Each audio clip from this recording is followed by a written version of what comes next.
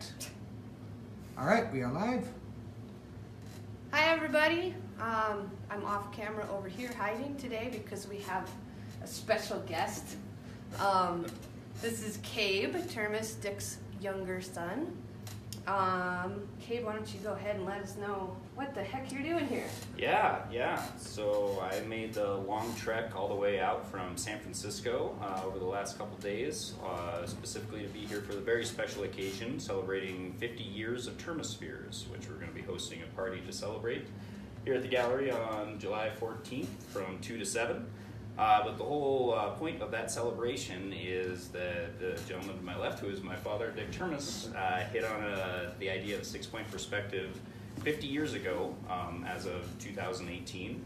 So we're assembling here, and my other brother, the older brother, Lang, is going to be joining us playing some music, but we're hosting a big event, and it's just going to be a really fun time, so very happy to be here. And you know, it's kind of an interesting thing growing up in this environment, because this was very much normal for me, which is probably weird for other folks, I suppose. Probably is. Well, yeah, I mean, the earliest memories I have of this place, I suppose, would be the gallery actually being built in, what was that, 92? Could be. I think it was about 90. It was something like that, yeah. About 25 years ago. Was it 25? Yeah. Okay. Yeah, but that was kind of when this thing moved from you being an artist working from the home into actually a small business owner as well, yeah. Right. Yeah. That was kind of a big dare. I mean, to start a gallery out in the boondocks like we are. Oh.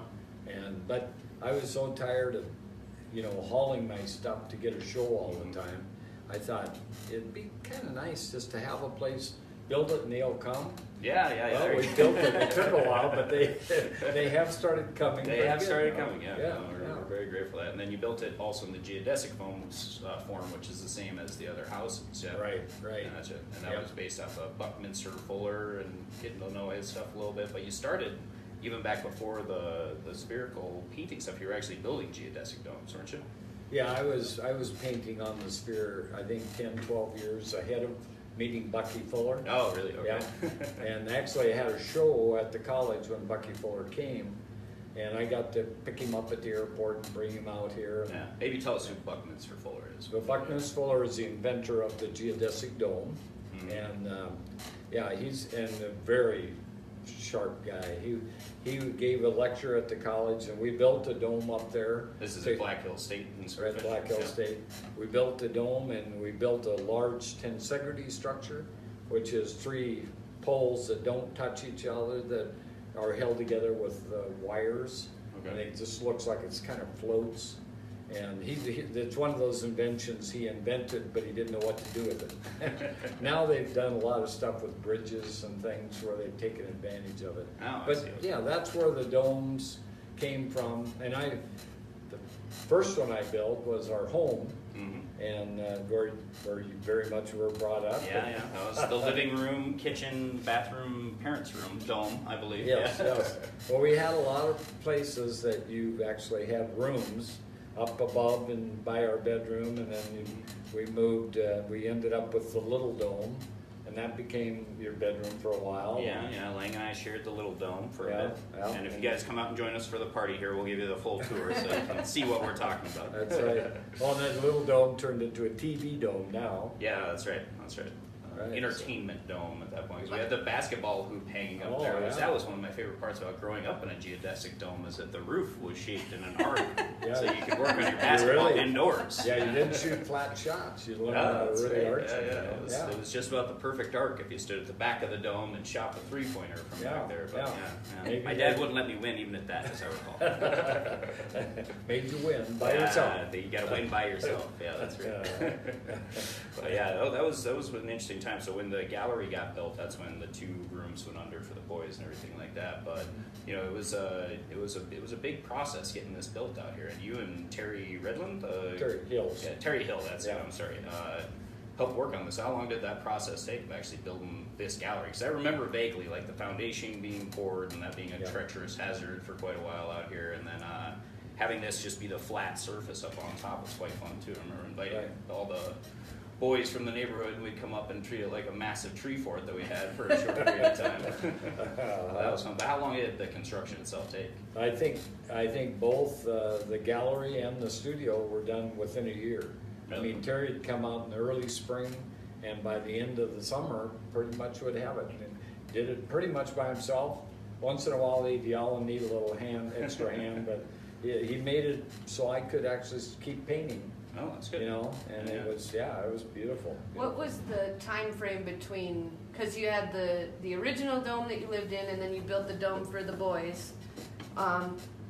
Then the studio was built where you paint, and Marky has her puppet studio downstairs. Right. What was the time between that gallery being built and the gallery?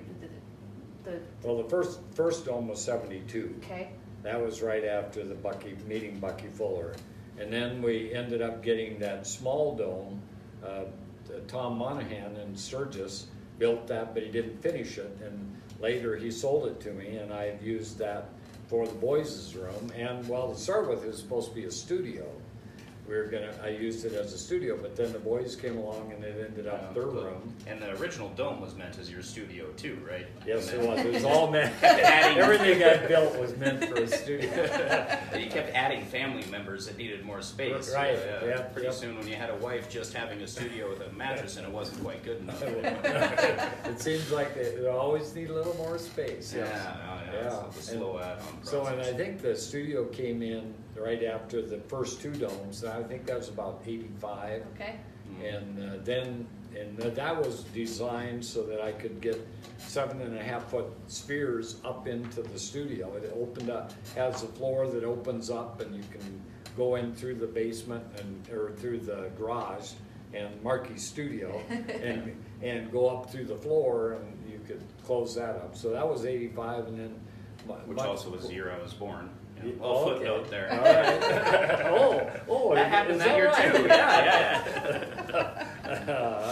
And then quite a few years later, then we decided to build almost when you were about ready to head out of here. Mm.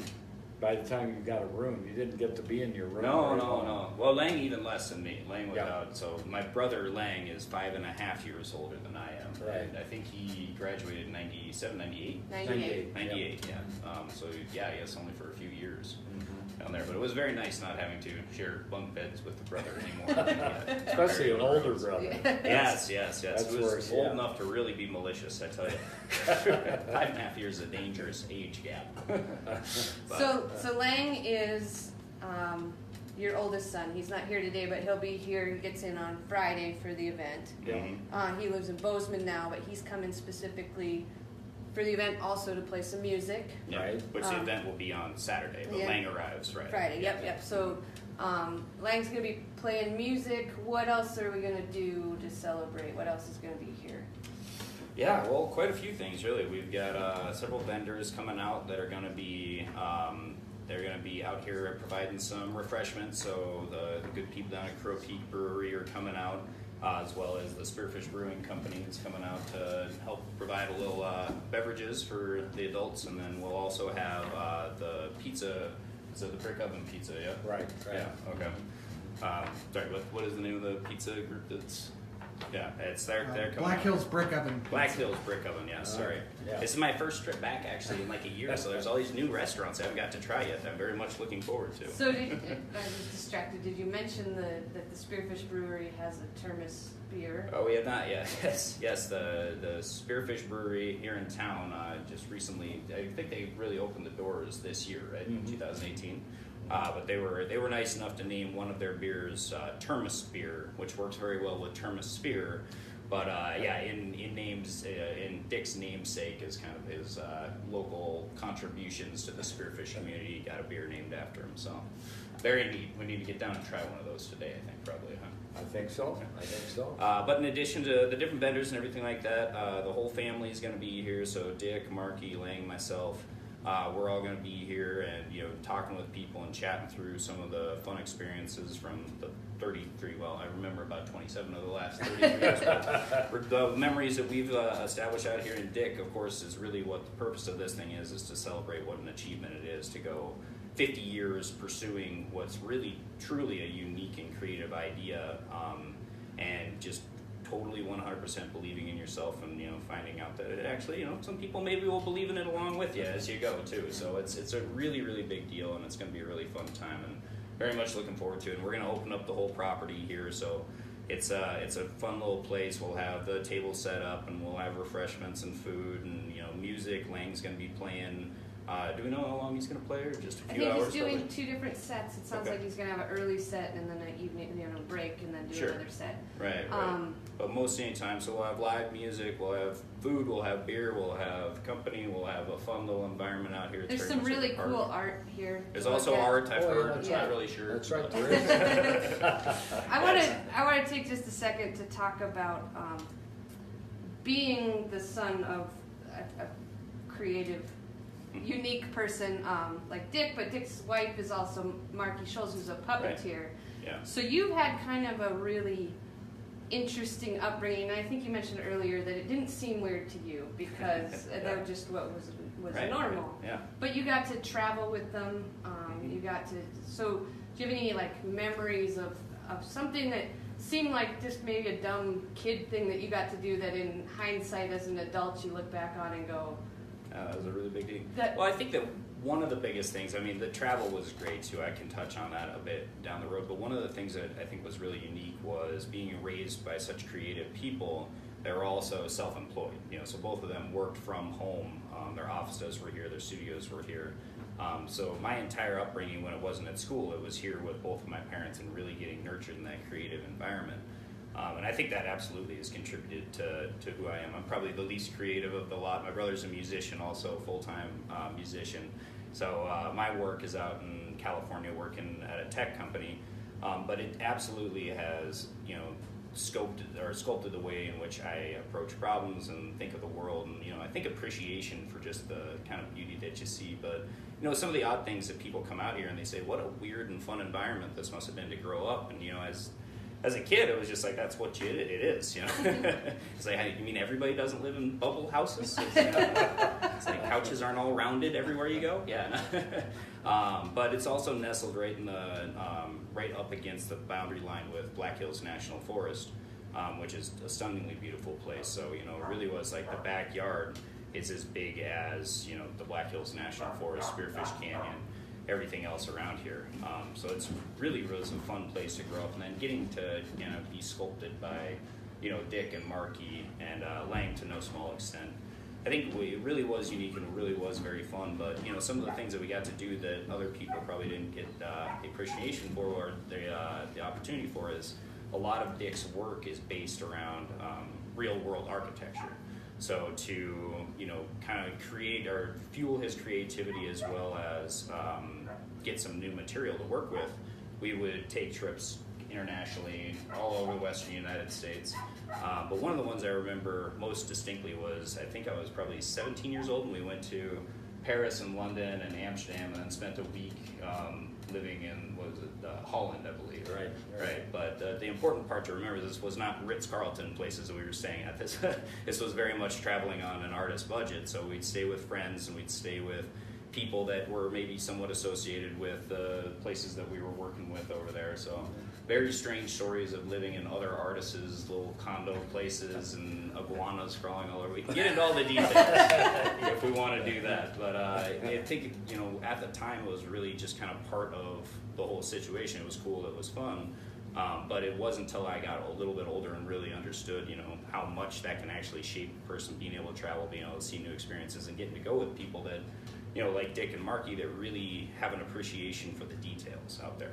We weren't going and eating at Hard Rock cafes, not that there's anything wrong with that, but we were going to, the pieces of Paris that were definitely off the beaten trail, and getting to really, enjoy what that experience was meant to be like, especially traveling on budget was a big part of it. But Well, you probably, with your job, I think you've traveled more than we have. it certainly planted the bug, I would say. Yes, I think It seems so. like I spend as much time in airports as I do in my apartment at this point, but no, it's pretty good. And it started very much with you guys and, the desire to travel around. But yeah, a lot of the upbringing was, it was very interesting because, the parents were traveling quite a bit to support their work. They would go out do workshops, lectures, anything that really would continue to fuel their creativity and pay the bills around here, which sometimes we're a little tight to get across, but it's definitely the ebbs and flows of not having a certain paycheck is certainly something that's unique, and I think other people probably don't have that experience as much, so it certainly was a shaping period in my life. So you went to Paris, obviously. So you had this like kid version of Paris. You're getting hauled around and dragged around, here to there, and then meanwhile, we chatted earlier, and Dick was mentioning this laundry list of spirits that came out of that trip. That are ones that I can close my eyes and see. So, did you have any perception while you were there of like what would become? Did you know that he was going to be producing these masterpieces, or did it just seem like that? Yeah. Well, no, I mean, I think that again, that's probably the magnitude of what we were capturing was lost on me, no doubt about it. How about Westminster Abbey? Well, I was going to say, that there was no way that we were not aware, because these trips were certainly not vacation. Go look at the pretty architecture. I mean, we were hauling 50 pounds of camera equipment and sketch pads and everything else he could possibly need, because the ultimate goal of every one of these trips was to come back with material that he could then go out to his studio and spend years reproducing those on a spherical canvas. So, Saint Denis, was it Westminster Abbey? Every one of these places we'd go to, we'd have to kind of covertly set up some way of capturing as much of the environment as we could. So to do that, he would bust out this giant tripod, which you probably have the thing around here somewhere, don't you? But he had custom created a mount for it. Yeah, he does have a mount. No, I don't think it's up there. He had custom built a mount that you could put a Hasselblad camera on that's got a really nice depth of field to it. But the camera is about 12 pounds, and it sounds like a gun going off every time you shoot it. So we go into these nice, quiet cathedrals, like take your hat off, be very respectful when you go in there. And Dick, with my assistants, would start putting up the tripod, busting this camera out, and taking these camera shots all over the place. And the trick was to get done before somebody came and yelled at you. Exactly. So you had to work very quickly, all the while scanning for security guards. Not because you're doing anything really wrong, but just that it's a weird thing that you're doing. It looks like you're. Well, a lot of them don't like the tripods, so you bring a tripod in, you're in trouble right off the bat. Yeah, that's right. But it was always like a haul and drag everywhere that you were going to set this stuff up, and there was a million things to do on every day. When we did, I think in Paris we did the Arc de Triomphe, the Eiffel Tower, and the Louvre all in one day, because the rest of the week that we were spending there was spent going to cathedrals or architectural places to get imagery and haul the gear around. So we got about a morning to play tourist, and then the rest of the trip was work. Right. But to this day, I don't know if I've ever known you just to take a vacation. I don't think you ever go anywhere without taking it. But I think that's to me, that's the funnest part. To go to Paris and actually be a working artist in Paris, to me, is a lot more fun than just going and looking at Paris. To be part of it, then it's sort of like all the people I had studied in Paris, the Picassos and the Chagalls and all of those guys, Seurat. I mean, some of my heroes. That when they were in Paris, it's nice to get the sense of what it's like to be an artist in Paris. Yeah. Even dragging along your 16-year-old son, that probably wasn't very cooperative, I imagine. No, I thought you did a good job. He's remembering fondly.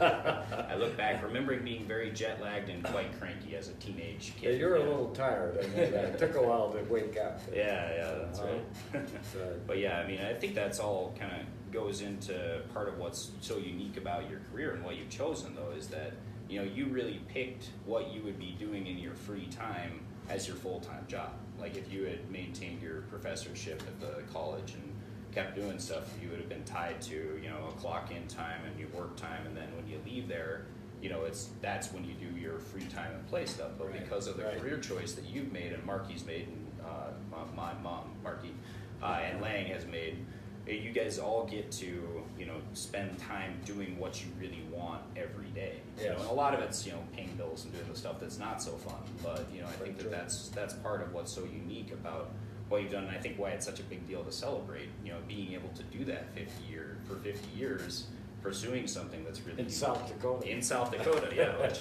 I can tell you, as a guy who travels quite a bit, it's not easy to get out here, No, it isn't. So it's very, I think that just sends testaments about the work that you've done and what you've achieved over the last 50 years, that you've been able to not only make a go of it as an artist in South Dakota, but 2 miles down a dirt road and a geodesic dome painting on a canvas that nobody has really seen before. I mean, that's very cool. So I'm very happy to be here. I think Very it's totally excited for worth it. celebrating. It is. It's absolutely worth so. I have one more question on that note, and then we'll kind of get to wrap it. We got a couple comments here too. But I want to know, like, typically when you're a normal quote-unquote family, your parents go off to work and you come home from school and blah, blah, blah. And it's a very traditional, we can all picture that in our heads. Here, in this scenario, your dad's just sitting out there in the gallery painting. Was that time respected as, like, dad's at work time, or could you run out there and, like, say hey and Yeah. Well, I think it depended on how old you were. I remember more than once being a small kid, 5, 6, 7, here over the summer times, especially, and going out to the gallery and saying I'm bored, and him saying I can't help you. Yeah. But no, I mean that was very much that. Just because they work from home doesn't mean that they weren't at work. Right. There was a lot more flexibility to their schedule, but with Dick especially, he was always working on something. Mm-hmm. I mean, he would be either out in his studio dedicating time to one of the pieces that you see in the gallery here, or even when we were out at lunches or anything like that, he was always sketching on the little notepads and bringing the kids into it to help them draw and complete faces and all that kind of You stuff. all grew up with that. We certainly did. Everyone, yeah. Yeah. Or even when we're in the TV room watching programs at the end of the night, he'd still be working on a little small ball there. So, it wasn't like from 9 a.m. until 5 p.m. you can't go talk to dad because he's working, because he's always working. Yeah. But that goes back to my last point about, if you choose something as a career, that's what you want to be doing anyways, then you don't have work hours. Then you never worked a day in your life, Yeah, right? exactly. Right, Dick? You've never worked a day in your life. Been retired from the beginning, But yeah, but So- there is a lot of my a- retired friends, it's interesting because they are done working. Yes. And they all go like, what would you do if you retire? Well, I'd probably paint on walls.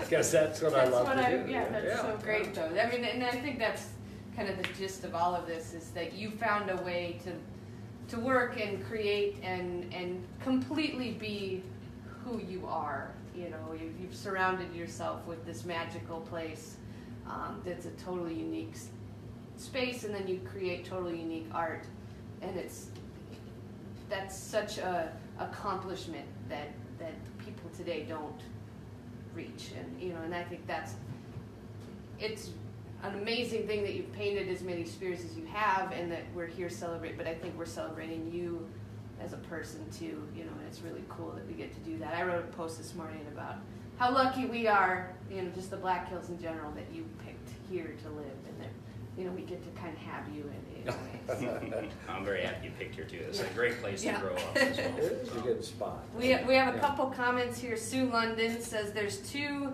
Termospheres in the summer exhibit of Peoria City Hall Gallery, West Valley Art Museum, Peoria, Arizona. It's been so special to see them. And Mackenzie Harrington says, Kabe, are you home? We miss you. Glad to see you and your pops together. And Roxanne Chapman Anderson says, awesome job. So, Okay, great. Well, Mackenzie, you guys better load up and head on over for the party if you're still watching. Yeah, that's right. got some great stories from Steve. And then your mom sent some smiley laughing faces. Wow, that's so good. That's good. It's good to know your mom's watching. Hopefully she's laughing with us, not at us. Well, probably a little bit. It could be either one, really. Yeah.